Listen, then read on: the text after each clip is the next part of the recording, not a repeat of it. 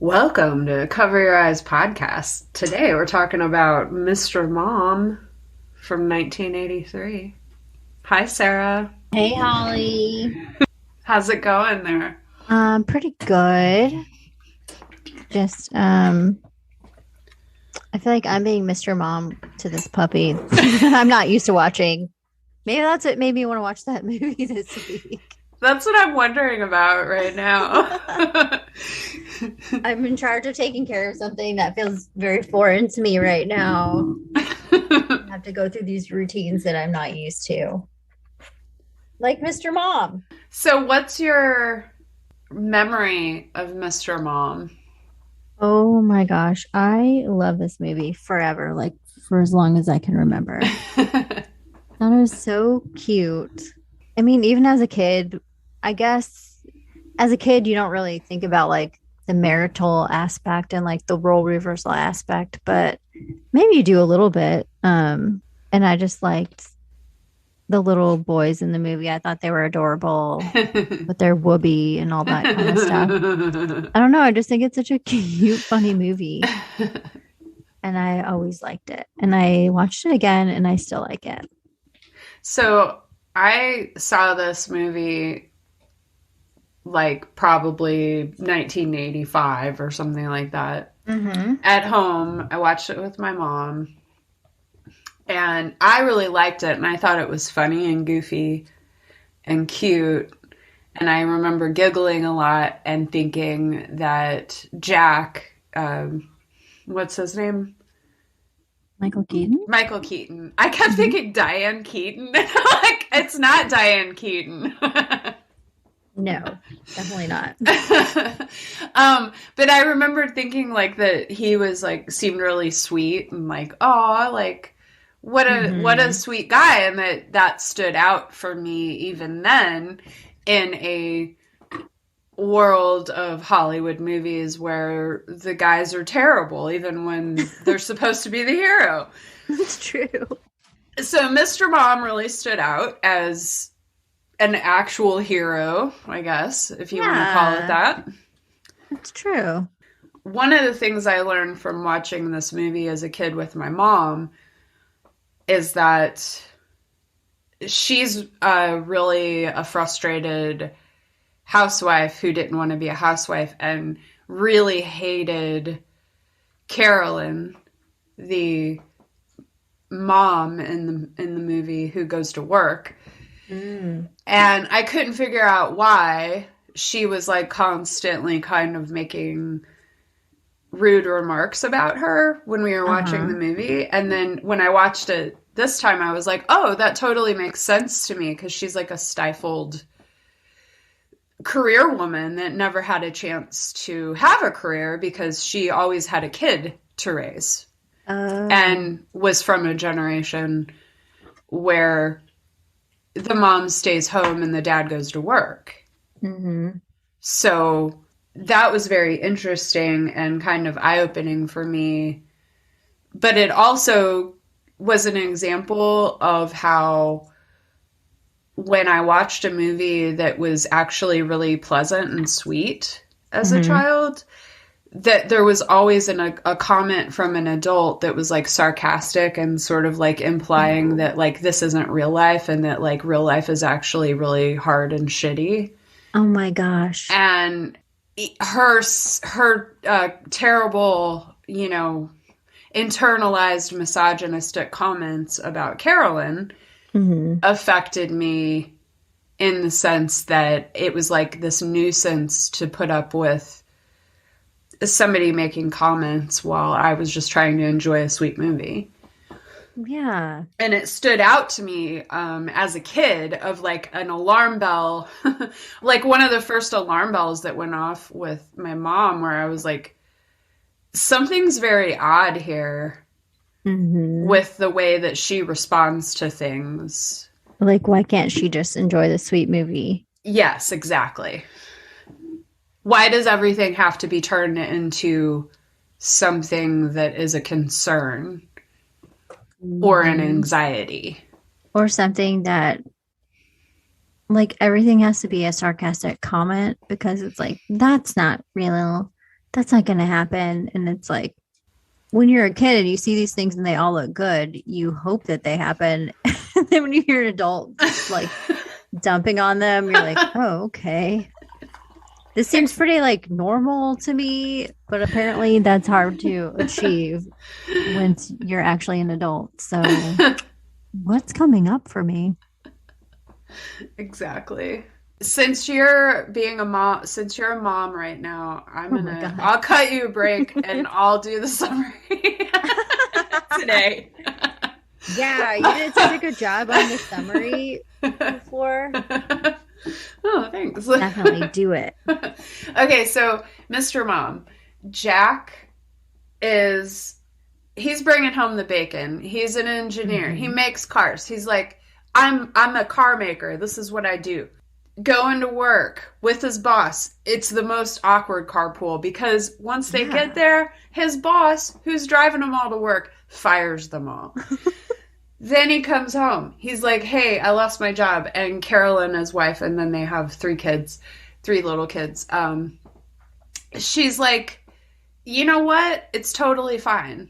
I've been thinking about going back to work. And he's like, let's do a bet. And she's like, I don't bet. And he's like, we're betting. So guess what? Next scene, he's like, come on, take my $100. He gave her 100-1 odds. Mm-hmm. So he was going to give her $100 if she got a job first, and she was going to give him $1 if he got a job first. So that right there is like telling you the climate. He's an engineer. She has a degree, but she hasn't used it in, a good 8 years. Mm-hmm. In advertising. And she gets a job right away. Here's the thing. We realize part of the reason she got the job is because her boss has romantic intentions for her. Mm. But the other part of it is that she's just totally awesome at her job. She basically single-handedly saves this guy's advertising firm because she used her invaluable experience as a homemaker, as in making it comfortable, secure, safe, and enticing and pleasurable to be in your home with your family. That's what she's been doing. So she's got an education that none of these advertising people have, who don't even know how to cook probably because they're too busy. She wins the hearts and minds of everybody. She's the star of the show. But then he gets his job offer back because his boss was being a schmuck. And then the TV repair woman and the exterminator who's afraid of bugs end up negotiating contracts for Jack and Carolyn at the end of the movie. Yes. That was great. And Jack punches his boss in the face for talking to his kid in a very crass way. Mm-hmm. And his wife, Carolyn punches her boss in the face for coming on to her in the creepiest fucking way possible. That was like some Harvey Weinstein shit that he was trying to pull. Uh-huh. Oh, you're taking a bath? I'll keep that in mind for later when I break into your hotel room. Exactly. Yeah. That's how did I do? Great. Does she keep her job? It sounds too? Like, I feel like it's unclear as well, but I feel like the TV repair woman's negotiating for her. Mm-hmm. The last thing I remember her saying was like, what if you're in the office 3 days and home the other 2 days? And then she went to work on it. Yeah. So I feel like she might. Yeah. I bet she negotiated it down even more. Mm-hmm. This was written by John Hughes. I know, I didn't remember that at all. And I saw his name. I was like, oh my God, another John Hughes. But instead of being in Chicago, like all of his other movies, it was in Detroit, Motor City. Also, Michael Keaton Wasn't he in a movie where he like ran a car plant, car Yes. manufacturing plant called like, was it called Gung Ho? Yes. Yes. I purposely didn't look it up. I was like, I think it's called Gung Ho. I think I'm you're just not right. going to look it up. Nice. Was that after this, I guess? Because this was his first like real starring role, I think. Yeah. Yeah, another auto movie. And his movie before that was called Night Shift. I don't know if that was about cars Oh. too. Maybe So he did like all automotive movies in the beginning. that on that one, he's actually making cars on the assembly line on the night shift. Okay. And then he Are gets you, moved up. No, I'm just making oh, this you're up. joking. Yeah. Then he becomes an engineer, and then he runs a plant in Gung Ho.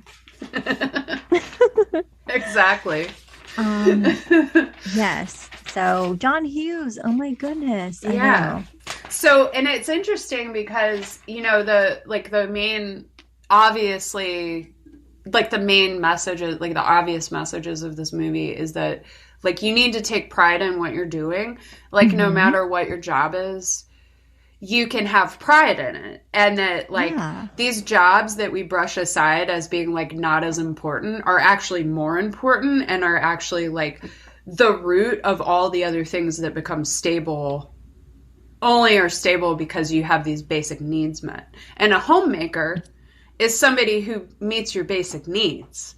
And as we know, if your basic needs of food, shelter, water, and, you know, sex are not met, then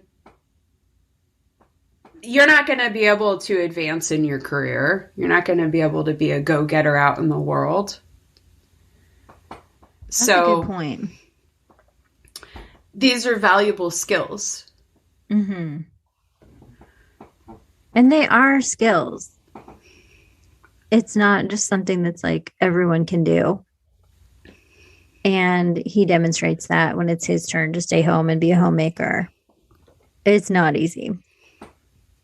I think that's the assumption, like you said, like everyone underestimates them or thinks like, what, you just stay at home. What's the big deal? And it's like, it is a big deal. Yes. It's like a well-oiled machine. And so when someone's running it that way, the people on the outside don't appreciate all the work that it takes because they make it look easy, but it's not. I mean, just taking care of myself and like adding a puppy into the mix this week has been like, what? I don't have any time to do anything. How do people do this? If this were a child, I don't know how I could possibly be working and doing this. And it made me think about like single moms. Yeah. How do they do it? Who work like 2 jobs, 3 jobs. God. I know. What? I thought about my parents and like, how did they both work and raise me and like keep things together? Yeah. Like our house wasn't immaculate or anything, but it's like, you can't do everything. No, you can't. That's not the most important thing. Well, and then, you know, I had my dad, traditional nuclear family. My dad worked full time. My mom was at home full time, and she did all the traditional homemaking activities. I had that experience growing up. But, you know, she had a lot of emotional problems. And as somebody who's had a lot of emotional problems myself, I often am like, wow, how in the hell did she manage me when she was like in the depths of depression? Or, you know, in the grips of horrible, severe insomnia or whatever. It's like, how did she handle that? And, you know, I feel like she did a lot of stuff that was really weird and like not great for me. And, you know, like we were talking about of how she's like making jabs about Carolyn, like just kind of always putting like a damper on something that is very positive. But I mean, it makes sense to me why you would get that way, because you're just fucking tired, because like you can barely take care of yourself. It's true. It really does make you So, appreciate like what our parents were able to do for us. Just keeping it together is like a feat in itself. yeah. My parents, because a lot of times, so when I was younger, my mom worked nights sometimes, and my dad worked during the day. And so he would be the one that was more like home with me after school, and he would make dinner and things like that. So I was used to seeing like a dad taking on that role, but they kind of like split the responsibilities, you know? So she would like take me to school and pick me up, but then he would be home like making dinner and hanging out with me at night. So I was lucky to have that. Sarah's getting mauled by the puppy right now. Stop. See, if I put him in the crate, he starts crying. Yes. I have the crate next to me. I'll try it again. I'm so sorry. Oh, that's fine. Earplugs out of my ears. I mean, it actually fits the movie, so It does. it's okay. Get in there. Oh my God. It's true. It's like non-stop. They need your attention. This is just one tiny puppy, but he's like dominating my life. I can't imagine 3 children. And even like when I had that time last year when I was just at home, like most of the time in between gigs, you know, I had all these big plans and projects and things. And it's like so much of them I didn't do. And it's just easy to like fall into lethargy or apathy or something like that when you don't have a routine, especially if you're used to one. So like when Jack just let the house fall to like total shit. At first he started out like completely motivated and he was like, all right, I'm like a career man. I run things. I can do this. And then he realized like how much work it actually took to run the household and the kids. And then, so his intentions were good. He was on track. And then over time, it was just like, you could see his motivation continued to slide and his appearance continued to deteriorate as well. He didn't care about how he looked anymore, which I mean, I would be in like pajama pants most of the day. Because if you're not like forced to leave the house or go to work, you can kind of just wear whatever you want. And that's the routine that he fell into too. And I can identify with that. And then like at first when the soap opera was on, Young and the Restless, he was like, I can't believe people actually watch this stuff. And then within like a day or two, he was like addicted. Just like letting his household duties fall by the wayside so that he could watch Victor and Nikki and the Young and the Restless saga play out. And probably all the other soap operas. Yes, exactly. And he was ironing the grilled cheese sandwich. And I was like, is this the first grilled cheese ironed with an iron on screen? Beating out Benny and June. Oh, they did it? Yes, as the first movie that you're ironing a grilled cheese in. It seems brilliant. Why not? It's fast. Well, apparently the cheese doesn't melt all the way in the middle. Oh. I thought that was like, yeah, a great scene. He was getting multiple things done at once. But very poorly. I mean, yeah. It's a testament to how multitasking is a terrible idea. It's good if you can do it, but yeah, it's not easy to do multiple things at once. Well, I don't know. I just think this movie's so good, and it made me like really reappreciate Michael Keaton and how great he is. He is great in this movie. He's oh my gosh. Okay, perfect. First off, I wanted to mention how much I love early 80s men's suits. The from like 81 to 84, Uh-huh. the cut of men's suits I think were perfect. Uh-huh. Also, vests are usually involved. That's It's like true. a full three-piece suit. Mm-hmm. And it's tailored. It's not too tight.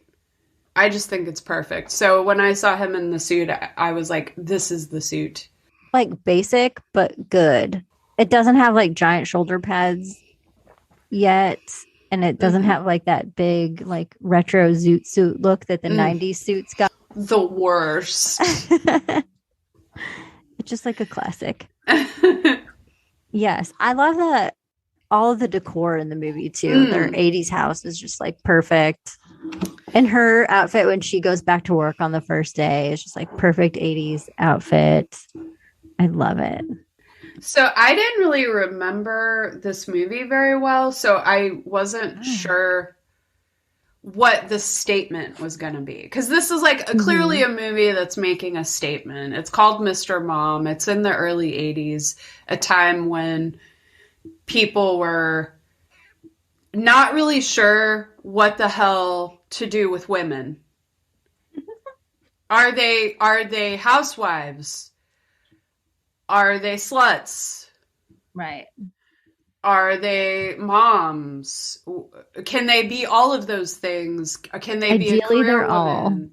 like what we need to keep putting women in a box, and they keep telling us that they don't want to be in a box, and we're really confused about it. So I wasn't sure the way that it was going to go. I was very relieved to find that it was basically just like at one point Carolyn reaches the end of her rope and she comes home and she's just like, oh my God, everything is a disaster and you are not taking any pride in anything that you're doing. Mm-hmm. And like, that is not how I did this. Yeah. I ran a tight ship because I'm proud of it and it's an important job. We're raising children to be adult humans in the world. The most important job. Like, I was like, whoa, wow. And then he's like, oh, wait, right. What am I doing? I've been devaluing the most important job in the world, which is making sure that the humans that you put on the earth are not assholes. You know? It's true, yeah. So, she's also like really good at her job, and then he starts to feel neglected because she's totally focused on being the best that she can be at her job in the world, just like she did when she was a homemaker, because she was a A+ overachiever homemaker as well. She wanted to do a good job, but he's like doing a good job at home, but now he's feeling like neglected because he's in the home with children. And at one point he's like, my brain's turning to mush. Like, yes. You know, I'm enjoying like the 5-year-old television programming that's on the TV. Like, I need adult activity, you know? And he starts hanging out with the women in the neighborhood who used to hang out with Carolyn, but now they hang out with him and they play poker for coupons. Yeah. And that was funny.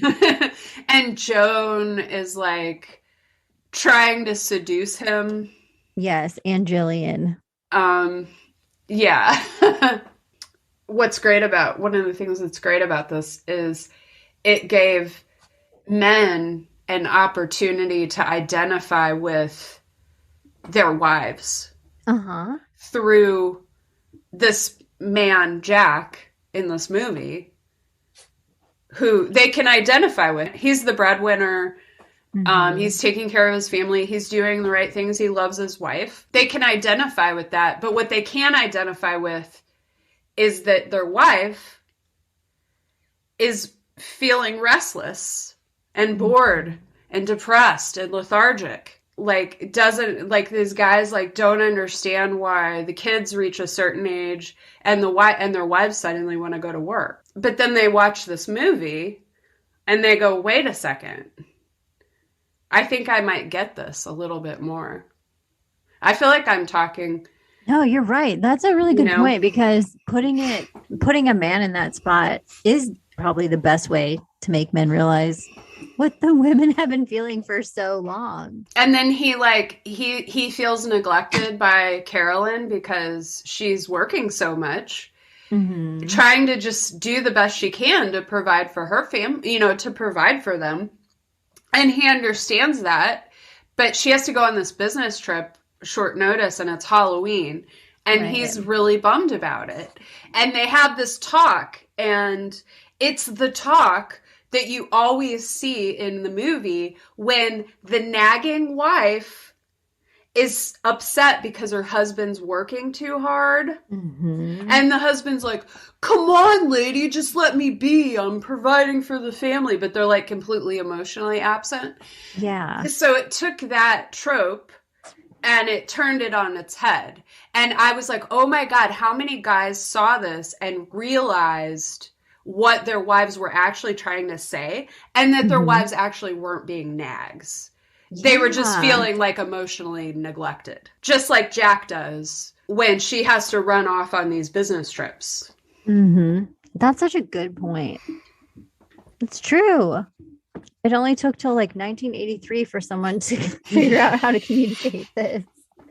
Thank you, John Hughes. Yeah, thanks, John Hughes, for all of the 80s. What do you think about then also it like making women understand more what their husbands were going through too? Oh, yeah, for sure. Right. It would work both ways. And there's not any point where Carolyn apologizes. She doesn't. For working hard. She never apologizes for it. She's like, look, this is my job now. I take pride in what I do. It's that simple. There was also this scene that I thought was really funny when Jack goes to the like engineer's unemployment office. Which I like the idea that there's an unemployment office specifically for engineers. And he's sitting there and these two guys are talking and they're sharing a recipe. And they're super stoked about the recipe. And he's like, hamburger, oh my God, Wellington. I got to get out on this hamburger Wellington. And Jack's like, when I get back out here, I want that recipe written down, guys. And it was totally unapologetic. There wasn't anything that was like, it wasn't mocking in any way of women. The joke was not, oh, look at these guys being like women. I felt like the joke was that they were surprised at how much they were enjoying these roles that they had been trained to believe were only for women, and that like you couldn't be manly if you did women's work. But these guys are seeing that like it's not women's work, it's family work. Yeah. And I just felt like that was like this movie is like this weird, like gender role opening that is just being a gender role opening. There's no like ending, because like I guess I was afraid because I didn't remember the ending. I was afraid that it would turn into this like, oh, he's going to get his job back. And then she's going to be like, oh, finally I can get back to being who I am as a homemaker. Because, in the 70s or 60s, if they did a movie sort of like this, that's totally what would have happened at the end. And it would have been like, well, of course women can do anything a man can do, but she doesn't want to. So Jack meets Joan at the grocery store. And Joan is a friend of Carolyn's from the neighborhood. And she's kind of got her sights set on Jack. But to me, I don't know if I was just sort of making this up or if it seemed like, if you thought this too, but I didn't take it like she wanted an actual relationship with him or anything. It seemed like she just was like interested in fooling around with him physically. I'm not sure. I was wondering about that because it's like maybe that's it. So when he's leaving the grocery store, and then Joan, who's like the vixen, the vamp, and the Mm-hmm. other woman who's like school crossing guard, like innocent woman, comes up to Joan and she's like, he's married. And Joan's like, so were we once. Like, she doesn't Mm-hmm. care. And so it's like, does she think maybe she is thinking of just like trying to get another husband? She wasn't trying to talk him out of his relationship with Carolyn. It didn't Mm-hmm. seem like she was just like always around there to flirt and have a good time. Yeah. She's like divorced suburban Samantha from Sex and Mm-hmm. the City. What the hell is with people, and I'm not saying just women, I'm any people who like to pursue married people Yeah. romantically. That Especially married it's people with like 3 kids. Like, yeah. you're friends with the family. I'm like the only thing I can think of, and I guess that's because I've observed people like trying to do it, Mm-hmm. like trying to people who try to sabotage other people's romantic relationships. Mm-hmm. And I'm like, and it's like a pattern or something that they like get off on. Yeah. And I guess the only conclusion that I've come to from observations is that there are people that feel really low about themselves deep inside, and they need extra validation externally. And the only way that they've found to like even partially satisfy the deep lack that they feel inside of themselves is to find somebody who's already in a relationship. The person in the relationship turns their attention to them. They can go, oh, look, I'm better than that woman. Mm. The person that's being cheated on. Right. So it's like this weird competition that the other person doesn't even know is happening, Exactly. you know? Like hunting. Yes, exactly. And I've actually seen people that seem to do this for sport. Mm-hmm. And I'm like, wow, why don't you just wear it on your sleeve that you're like the most insecure person in any room Oh ever? no. And like go Mm-hmm. get therapy. Like, I cannot have a relationship, a real one. Yes. I'm afraid of a real one, Mm-hmm. but I want something and I want to be the winner. You're right. Because if you find it's like a victory in itself to just find someone that you can be with on your own in a relationship, but then there's like an added level of victory when you're like taking them away from someone else. It's like more competition Mm-hmm. and more like validating to you, even though Mm-hmm. it's terrible. And then it's also like, he's like, if it's some guy that's like trying to take a wife away, say, Mm-hmm. and the guy's like, oh, he's really like the husband is like super successful in business and has everything and is handsome, Mm-hmm. right? Then that guy can go, well, she's married to this super successful, handsome guy, and yet she's risking that for me. So Mm-hmm. I must be pretty goddamn special. Does that sound right? Yeah. I see this sometimes in people, and I'm just kind of flabbergasted by it. Because I'm like, okay, do you really want to be in a relationship with somebody that you got in the relationship with them by lying? Yeah. I know. How can you trust that person? Really? How can you trust yourself? Mm-hmm. Like, the whole thing of it is like the lying part, right? Yeah. So I guess if you're okay with that sort of thing, then you're just okay with it. And maybe that's not like as big of an issue. Mm-hmm. And obviously there's like all kinds of reasons that people cheat, da da da. But Right. I'm just saying if it's, and I'm not talking about people who like just so happen to be attracted to somebody who's married and like Mm-hmm. they find themselves in some weird obsessive pattern where they quote unquote can't help themselves. Yeah. And it's like some kind of a, animus trigger or whatever. Like that sort of thing is different than what we're talking about here. Because I knew a guy in college that always seemed to be pursuing women who already had boyfriends. And just for that like added victory part of taking them away from the other guy, like I'm better than you. And the guys always happen to be like, I don't know. Personally, it seemed more like it was about the guys than the ladies they were with. I don't mean in a gay way. I don't think he was gay. I just think that like there was something else going on and that he was actually attracted. Part of the attraction to the woman was actually the guy that she was with. Okay. I guess that I'm like equating this with. So that I can relate to. Because I'm not attracted to married or I'm not attracted to people that are in relationships already.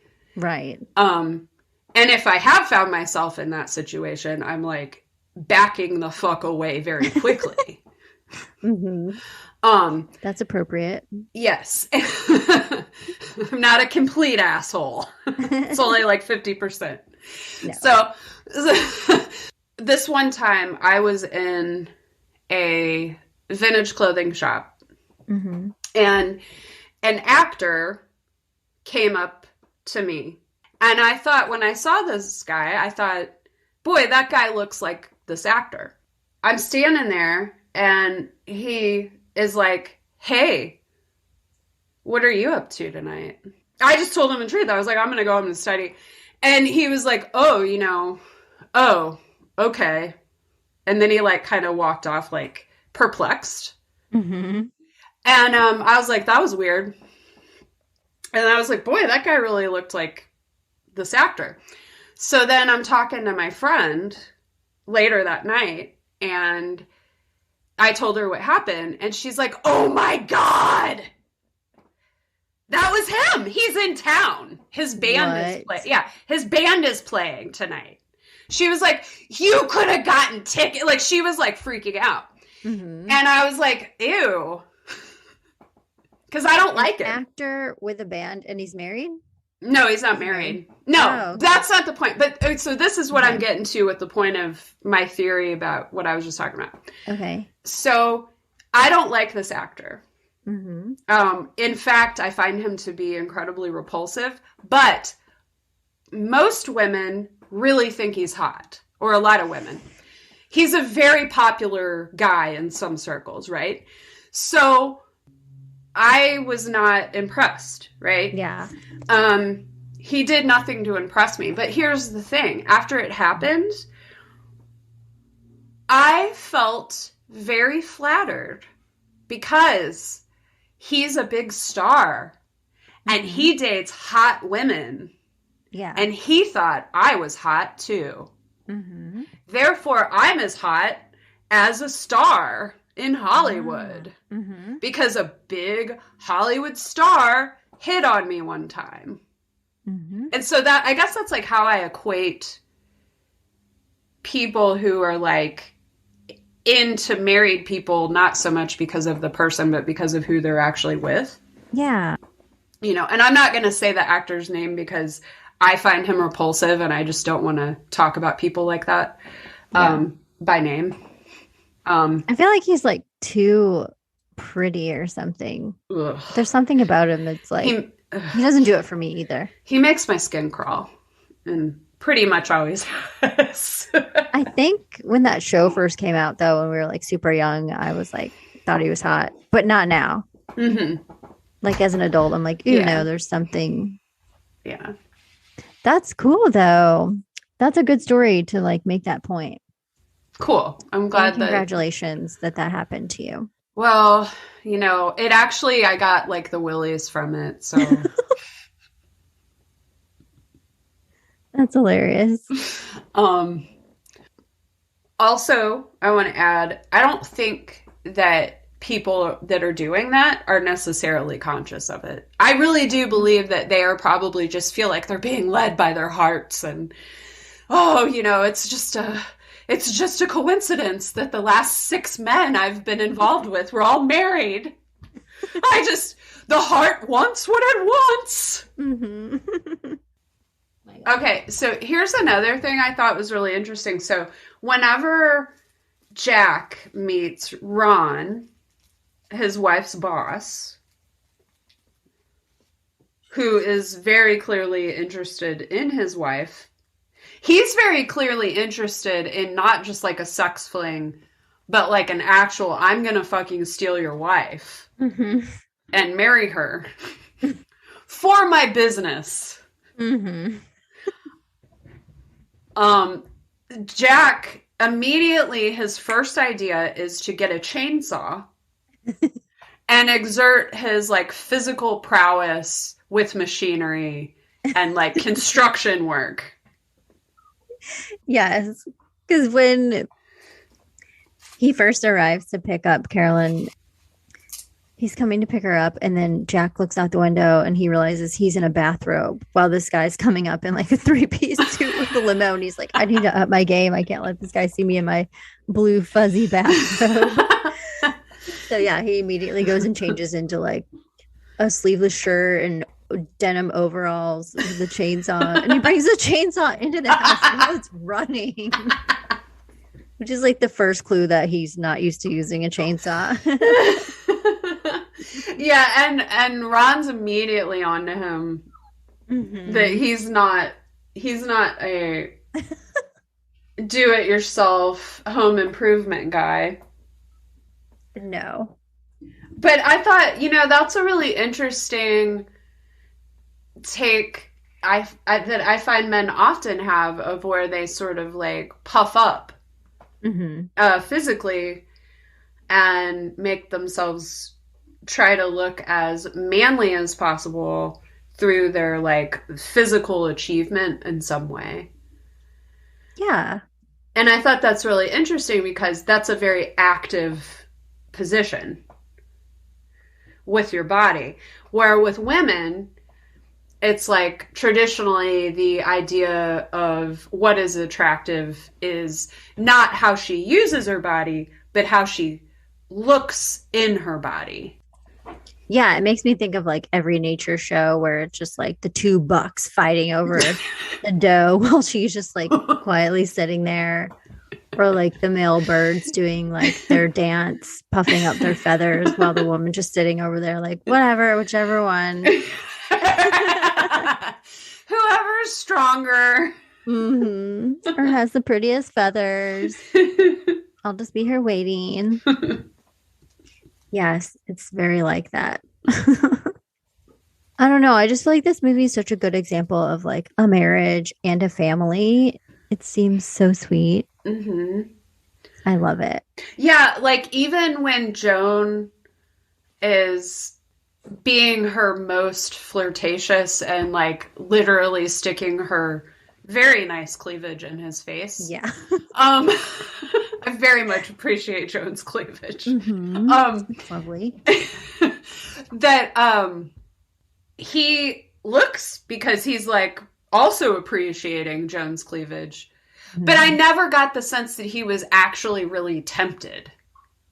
Right. She's like throwing it out there, and then he can see what she's doing. And once he realizes what she's doing, he's like, I'm in trouble. Like, this isn't good. No. And he even has a nightmare. Right. A hilarious nightmare, which is it's the tone, it's set up, everything is directed like an episode of The Young and the Restless. The Young and the Restless music is on in the background. So you immediately know it's like a dream sequence. And my favorite part, though, is when he gets shot by his wife, who comes in because, Joan's like standing there in her negligee. This is all in the dream. And so he gets shot, and then he accidentally falls next to the body outline on the carpet instead, and then he moves over to fit inside the body outline. like it's a stage cue. And I was like, that is so, I don't know, it's so funny. Like, I feel like that scene right there showed like Michael Keaton's comedic brilliance, which he definitely has sometimes. Like, he does. Yeah. And it's very subtle.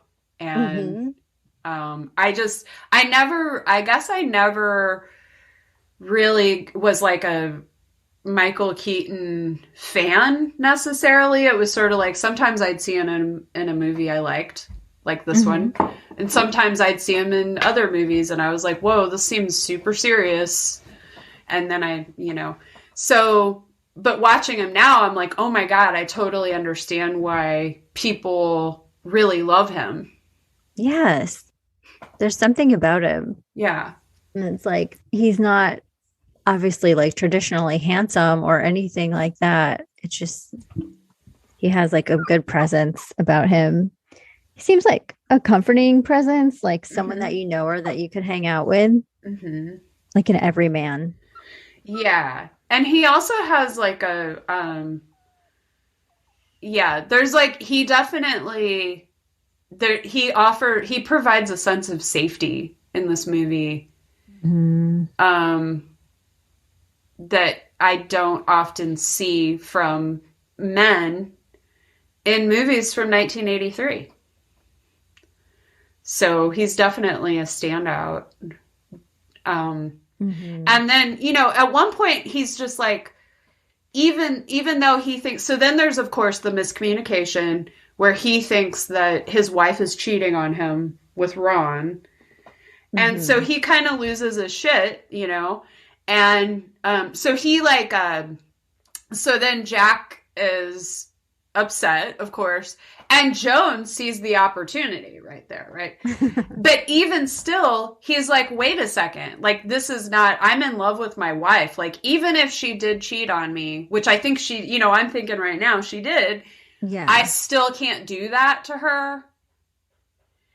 And I'm like, so think about all of the movies where these guys are looking for any excuse to go out, to step out on their wives, right? And then you got this guy who's got like a legitimate, like, not excuse, but like definitely an understandable reason why you would like go ahead and cheat on your wife.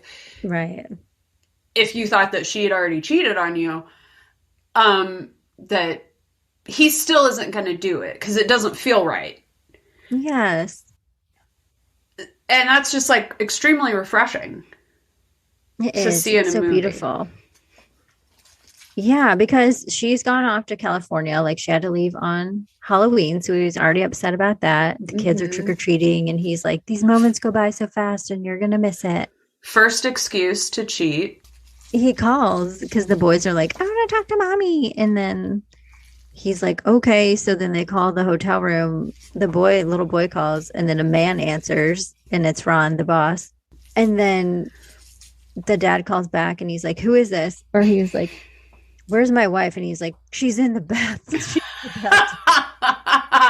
So like, if you call a hotel room and a man answers and your wife is in the bathtub, yeah, you're going to think that she's probably cheating. Oh my God. And so, yeah, he lost it a little bit, but not even too bad. He like wouldn't answer when she tried calling back, and then he took the phone and threw it against the wall. I mean, that's understandable. But he kept it together in front of the kids and everything, so that was good.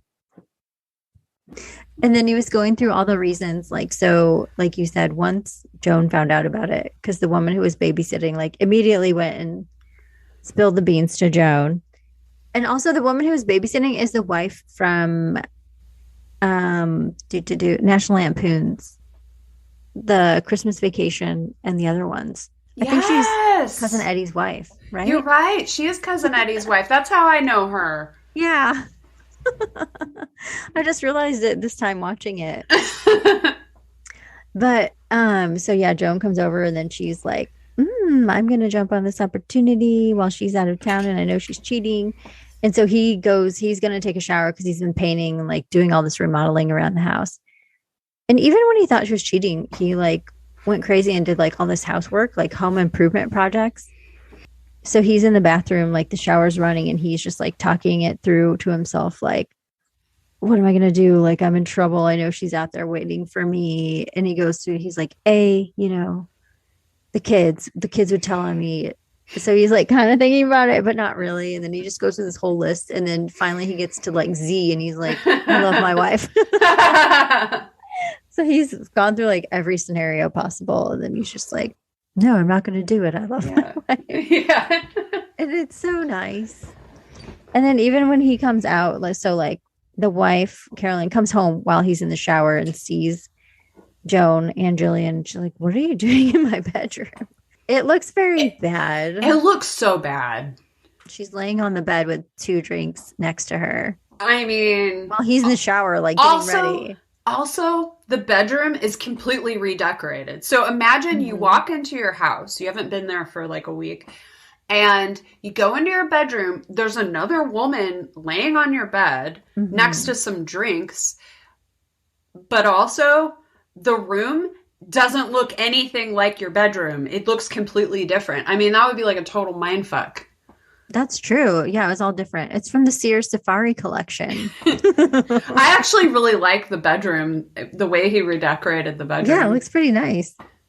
Mm-hmm. So then he comes out and he thinks it's still Carolyn or Joan on the bed. And he's like, getting ready to talk to her. And then he looks up and he's like, his wife on the bed. And then they kind of get into it. Nothing too terrible.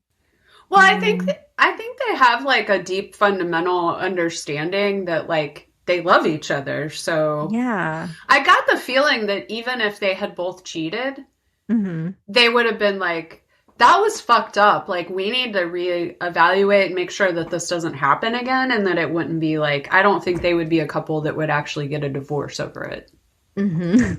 Oh, Charles, how could you be so unfaithful to me? Stepping out. Well, Tina, you've been so busy at work every night. I just thought she won't even notice if I step out. Yeah.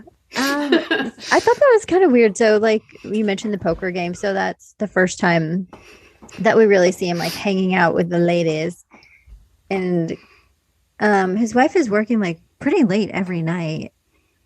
She's always coming home at dark or like after dinner. And then, so he's just like sitting around the table, drinking a few beers with the girls in the neighborhood, gambling for coupons. And they had ordered pizza for dinner. And all the kids were over. Like, all the women brought their kids over. So all the kids were hanging out. It was like a play date for them too. But then when Caroline comes home and she sees it, she gets like upset. Is it because she saw like Joan's arm around him for a second through the window? Otherwise, I don't really see why she was upset. All the women are there. All the kids are there. It's not like he was doing anything. I think she was upset because she knows Joan already. So she knows how Joan is because she's her friend. And then so he's like, oh, I'm in trouble. Even though he hasn't even done anything wrong, really. He like realizes that he's in trouble, that she's upset. So he brings her pizza on like a tray with a rose on it and everything, trying to be super nice. But she's still upset. And then it leads to their whole discussion. I think that's the point when it leads to their whole discussion about like, what are you even doing around here? Like, you're not taking pride, like the conversation you were referencing earlier where she said she takes pride in being at home and all of that. And he's not. And then it's so funny because she's like, what are you even doing? Like, that shirt, you've been wearing it for 2 weeks. It could walk itself to the washer. And then she comments about like his weight, how he's gained weight and things like that. And I was just like, this is such a like total role reversal. And it's funny to watch. And then he's like, takes a blanket and she's like, where are you going? And he's like, I'm sleeping on the couch if I can fit my fat body through the door. And he eats the piece of pizza as he's walking out. And it's just so funny. I just love it.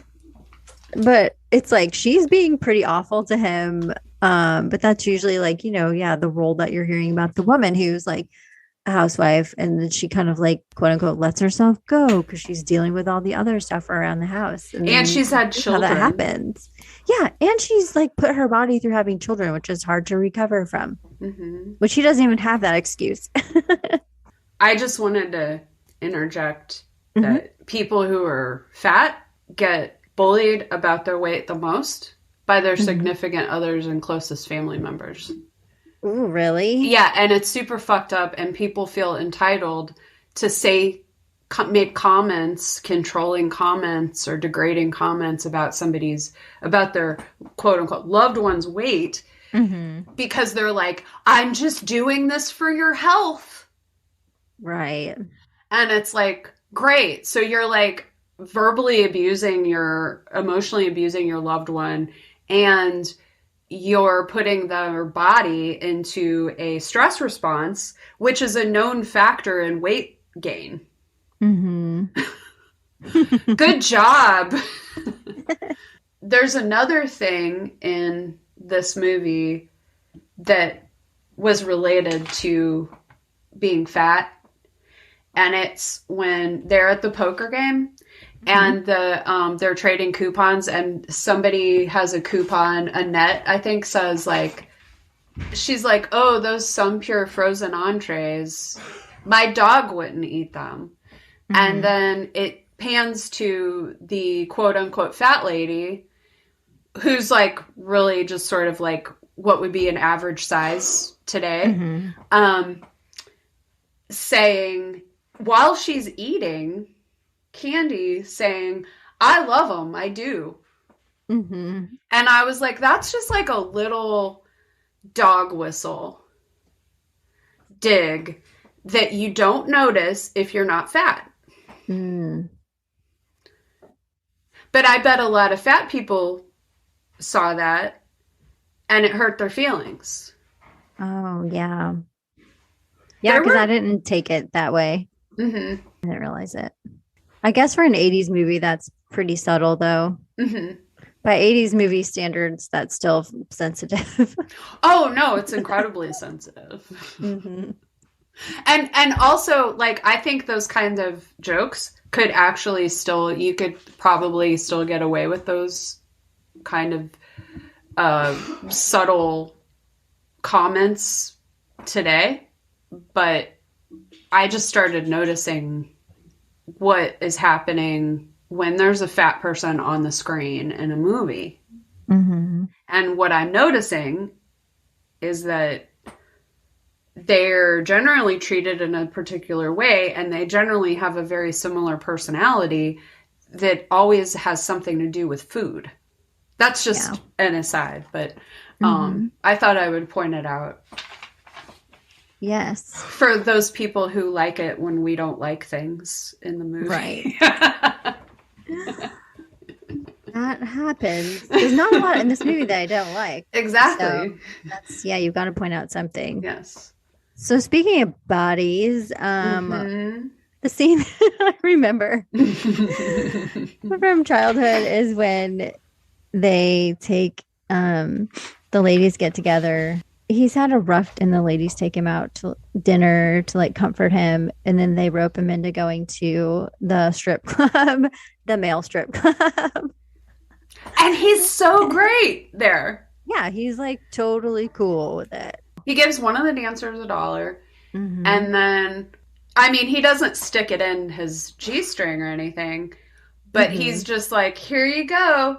Like, you're doing a good job, buddy. And then later we find out he throws, when he leaves, he throws a piece of paper into the car with the women.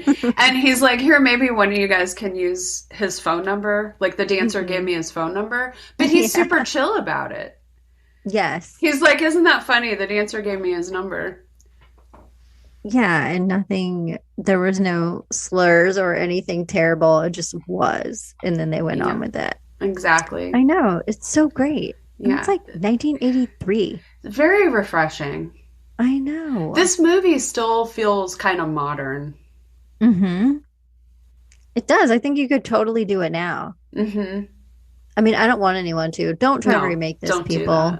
That's what everybody's doing. That's like, oh, It's all people do is just remake movies right now. Don't try to remake this. Just leave it be. Mm-hmm. Okay, so do you want to talk about the sexual harassment Oh, with sure. Ron? I remembered that bath. Like Uh-huh. she's in the bathtub and she's just relaxing. And then the next thing she knows, she hears her boss and he's like bringing in food and he's wearing like his like smoking jacket loungewear Mm-hmm. after she very clearly let him know that she was not interested in him at all. Yes, that's overstepping. It's really creepy. It's very creepy. And then he intentionally sabotaged because who else is calling her at the hotel besides her husband? You're right. He knew what he Like, was doing. yeah, he's been vying for her this whole time. Mm-hmm.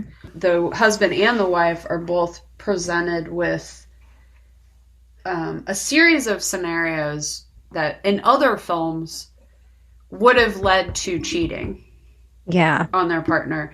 But in this movie, only leads them to realize they love how much they love each other. Aw. It's so nice. It's incredibly refreshing. It is. What Thank a you sweet for movie. picking this. Yay. You're welcome.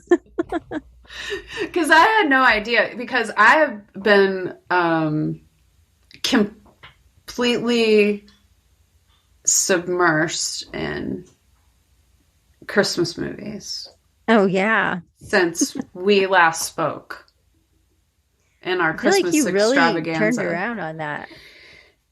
Well, once I realized that they really don't have that much Christmas music in them, Yeah. but just generally, and that when they do, it's usually a montage that I can mute or fast forward through. Usually I just mute it.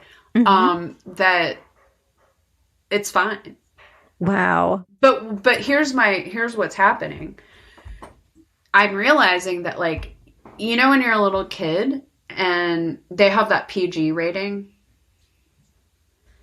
because all of Mm-hmm. these Christmas movies, even though they're like adults and like adults watch them, they're still PG rating. I did not grow up watching anything PG.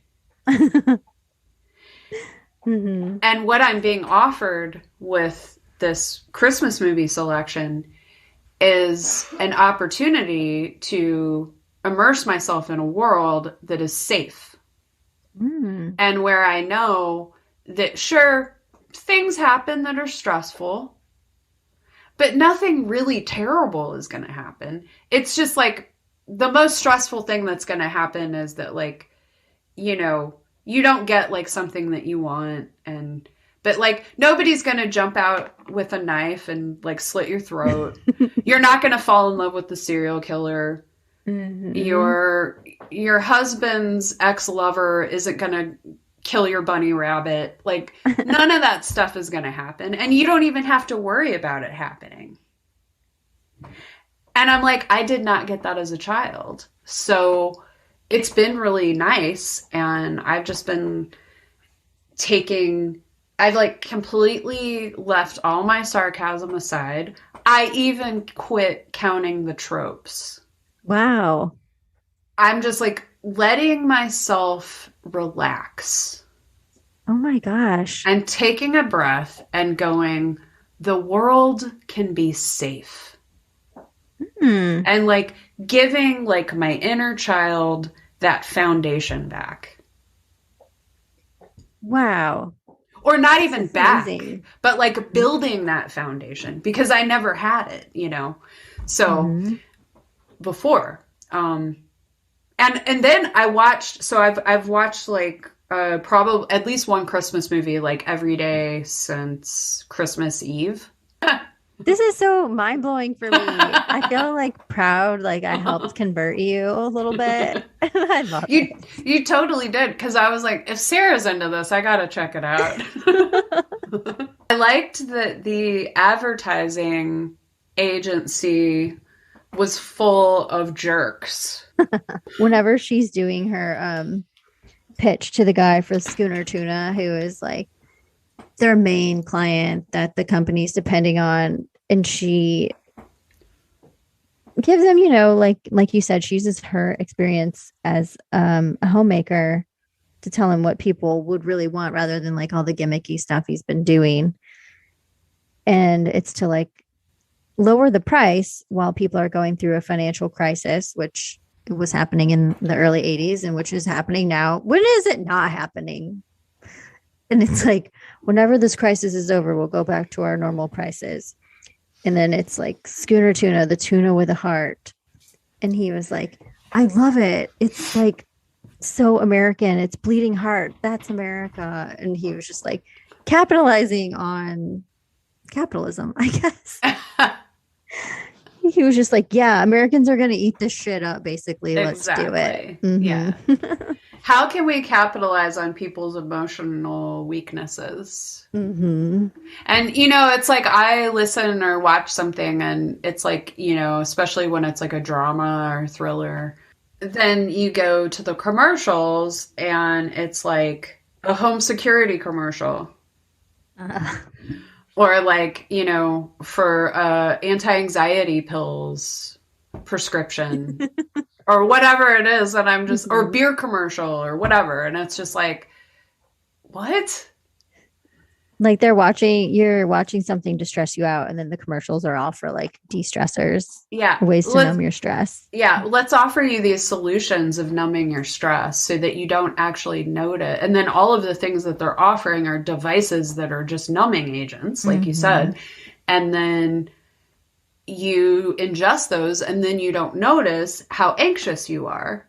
Right. And then you just keep doing it. And then you need more and more stimulation to get any response at all, which is how you get into these like deeply upsetting dystopian futures that are so popular. Yeah. One other scene that I really was like loving in the movie this time is when he has to take the kids to school. Yes. And they're like, you're doing it wrong. And he's like, what do you mean? I'm just driving you to school. I'm dropping you off. Like, I run an engineering part of a major company. I can drop some kids off at school. And then he goes in the wrong way.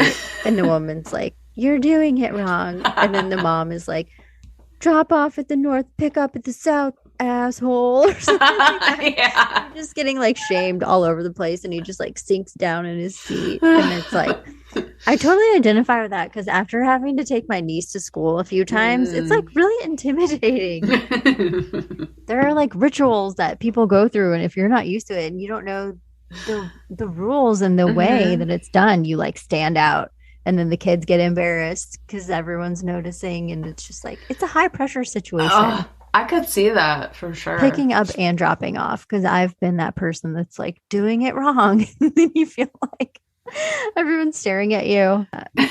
So like, okay. I think my favorite quote was when Jack was having his dream and Joan came in and she's in her negligee and she's like, he asks how Joan likes his flannel, which was the flannel his wife had just been like insulting basically. And Joan said, let me tell you about flannel. It gets me hot. And I was like, this is my favorite quote. I love everything about that scene. And then, but the other thing is that later, Jack burns his flannel that he was wearing, for 2 weeks straight or whatever. And he's getting his son to part with his wooby, which is his security blanket.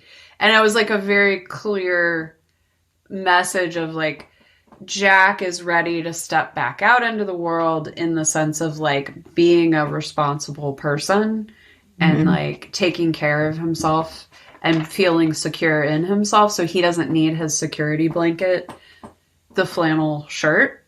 Yeah. And, and then by him being able to do that, it inspired his son to go, well, I don't need this wooby. And I also liked when Jack said, talking about the Wooby. Your Wooby's looking bad, bud. That made me like really crack up. I was like perfect delivery. That whole scene was amazing. Yeah. Also, Jack invented the first robot vacuum. Oh my God, you're right. I took a little clip of that because I was going to post that. Nice. What are those called? The Roombas? Yeah, Roomba. Yeah. Yeah, he did. He invented the first one. That's awesome. Yes, because they have this big old metal vacuum that, like, I think everyone used to have. Called they Jaws. call it Jaws. And now they do have a shark vacuum. Oh. Maybe they are inspired by this. Oh, yeah. Yeah, a big, scary metal vacuum. And then the kids are afraid of it. And just like pets are always afraid of vacuums. And then he tames it and makes it remote controlled. So all of it's like the major appliances in this movie have personalities, and they at some point challenge Jack in a battle of wits and strength. Yes. And the washing machine. Oh yeah. Overload, when he is like a mad chemist and puts like every single thing in a cup and then pours it into the washing machine. And then the washing machine like travels away. They do that. Because it has so many bubbles in it. Like, okay, when I was a kid, that made me really scared of doing the laundry. And then I realized that I've always been extremely cautious about how much detergent I use. And I was like, oh my God, that's where, because whenever I go to do the detergent, before I started using those like pieces of basically practically a piece of paper that you just put in your washing machine, which are great. Yeah. But before I used that, you'd pour the liquid. And every time I would pour the liquid, I would be like, get a little nervous. Like, don't put too much. Yeah. And then I was watching this. I was like, oh my God, that's where that came from. That's so funny. It imprinted on you. Yeah, it really did. I think of that too every time I don't like think of the movie, but yeah, I'm always like, don't put too much. But I think mine is also because I remember when we put like regular liquid dishwashing soap into a dishwasher and overflowed into our friend's kitchen. Oh man. And filled the whole entire kitchen with suds. So that gets in my mind too. But yeah, it's like those are all challenges that he has to go through. It's like going through the gauntlet of the house to like get dominance over the house and the appliances eventually. Oh, it's like he's in a jungle. You know how they say it's a jungle out there? Oh yeah, that's what they said when she left. The little boy said that to her. But it's a jungle inside. Ooh, yeah. And then also, he turns the bedroom into a jungle thing. You're right. You're right. It all comes together. I can't remember what my favorite quote was. I'm terrible. There were just so many. Yeah, there were some great ones. Like, she's not just selling tuna, she's selling America. The schooner tuna, which is very hard to say. Whenever they go to the boss's party, that it's like at the height of him feeling emasculated, like, or not, maybe not emasculated, but just like, this boss might be a threat to my marriage. And he gets asked to be in a race. And at first you think it's like a serious race. They're like sprinting in flippers, swim flippers. And like, it's just like the goofiest race with child's toys, basically. Yeah, it's like a children's birthday party kind of race. Yeah. And then it's known that the boss always wins. So every year, these people have to play a child's game and lose to the boss Oh my goodness. for the boss's ego.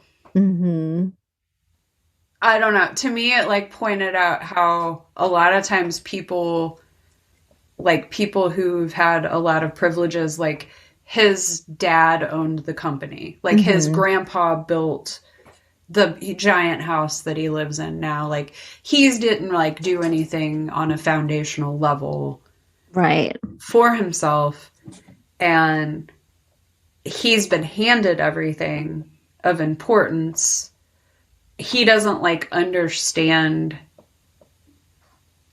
work the same way that other people do. I don't know. I just thought it was Yeah, kind of and he's just funny. used to getting everything handed to him, and it's going to continue that way forever. Mhm. And it's like so childish. It is a child's themed kind of game, but he still has to be the winner Mhm.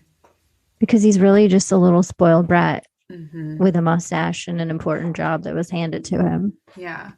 And the other thing, and back to like pride and having value and doing the best job that you can do in life is like he can't keep his biggest client, he messes it up. Like he's like continually messing things up because he didn't have to work for it. Right. And that's like a theme. I feel like that's like a theme in this movie, and also just generally with John Hughes.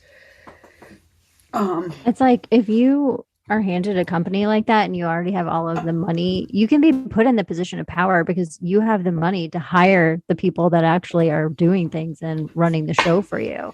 But you can still just keep yourself like as the figurehead while having no talent or idea what's actually going on. Right. Which is probably what was happening with him. Yeah. And then it was sweet that Jack like could have obviously won the race, but then he threw it so that it would not come back on his wife because she'd pay the price for it later if he actually won the race. And that's really, I feel like that was like the first test that we really see of like, this is where Jack can go the way of supporting his wife and their family or playing to making sure his ego doesn't get hurt. Right. So is he going to pick his ego or is he going to pick his family? He picked his family. Yeah. He's so sweet. I love him. Yeah. I just have like two little things of trivia that I thought were interesting. Sweet. I love it. I guess so. My favorite quote was when he was just going on the rant about how he hadn't left the house in like 2 weeks and he was watching the same show as the baby and he's like, and I liked it. He's turning to oatmeal. That's so funny. It's just so funny. But so this is something that I thought was interesting and it kind of ties in with something that we've done before, but apparently so Ron Howard was like offered to be the director, but he turned it down to direct Splash. Oh. And supposedly Michael Keaton turned down Splash to do this movie too. Whoa. Isn't that crazy? I think Splash would have been a lot sexier. Oh, yeah. Michael Keaton had been. It would have been a different tone. In the role. Yeah, but I think he was like so perfect for this. So I'm glad he chose this one. I don't know if it was like as successful box office wise as Splash, but it's a better movie. I felt like this movie was huge. Okay, maybe it was. But I don't really remember. I don't know. Anyways, those were like, that's the main part of trivia that I was like, oh my goodness, I can't believe it. Imagine Tom Hanks. If Tom Hanks was in, there's a timeline where Tom Hanks is Mr. Mom and Michael Keaton is the guy in Splash. It would have been funny too. Both of those would have still been good, but and way different. And supposedly, also Chevy Chase, Michael Douglas, Steve Martin, and John Travolta, and Robin Williams and John Goodman were all considered for the role of Jack Butler. What? John Travolta. But think of Look Who's Talking. I guess he did like a silly movie like that. That maybe a lot of people felt generally just seeing back in the day Yeah. 1983, of like if you were an adult in 1983, what you grew up with, your ideas implanted of the gender roles that were very strict, of being like the shock of seeing a guy doing these tasks and like being this way, like generally is probably how I would relate that to how I would feel watching Michael Douglas as Mr. Mom. So that's how I'm going to be able to relate, I think. That makes sense. Thanks for helping me relate to an adult male in 1983. You're welcome. It's like Gordon Gekko from Wall Street as Mr. Mom. Okay, then there's one more. Well, it says that, Aaron Spelling was the producer or whatever, the guy from 90210. Yeah. Hold on. I'm a huge Aaron Spelling fan. He said that he hadn't found a movie that was suitable to take his children to, so they made one. Aww. Isn't that cute? That's so sweet. It's made for little Tori. Uh-huh. And then it says that Burt Reynolds was considered for the role of her boss. Oh my God. I know. Now, see, that would have been more convincing as a threat. Yes. In 1983. Oh, yeah. He was in his prime. Uh-huh. That would be a definite threat. Because this guy, Ron, the actor who plays him, he plays a doofus a lot. Right. In movies. I feel like he plays this kind of character pretty often. I can't even think of anything else he's been in right now, but, I saw him and I was like, oh, I know exactly who this guy's going to be. Yeah, well, I feel like he was in a lot of things, but I know he was on Roseanne for a while. Oh, that's where I know him from. Sarah keeps having to take breaks to tend to the puppy because she's Mr. Mom. So Mr. Mom right now. Mr. Mom Part 2. Mr. Mom Part 2 in the doghouse. That's what I'm living right now. I feel totally out of my element. Oh my God, I just got another plastic fork. My aunt gave me these plants to take care of like over the winter, and she had plastic forks in there to like keep the squirrels from burying their nuts in there. And then now he's pulling all the plastic forks out. Oh my God. I'm in like the worst room to have a puppy in. I think we need I'm so sorry. We need to wrap this up. No, let's wrap it up before he ingests a fork, which is like ironic, I guess. Okay, sorry. Oh, God. Okay, great. Hello, people. And hello, people. I apologize, anyone that's listening, for all of the distractions that I've had while I'm puppy sitting, and all the noises in the background. I feel like I need to put a disclaimer at the beginning of this episode because I really don't like distracting noises when I'm listening to podcasts, and I know there's going to be a bunch of them in here. There's nothing I could do. If we were watching any other movie, it would be unacceptable. But because we were watching Mr. Mom, I feel like it just added to the show. It's true. Goes with the movie pretty well. It's like we're living it right now. Yes. So you should see this room. It looks like Mr. Mom right now. Oh my God. Okay, so I gotta go. We're gonna get off of here. So we'll see you next Tuesday. We'll be back with a movie. And maybe for all of you out there who like it when we don't like stuff, maybe we won't like it.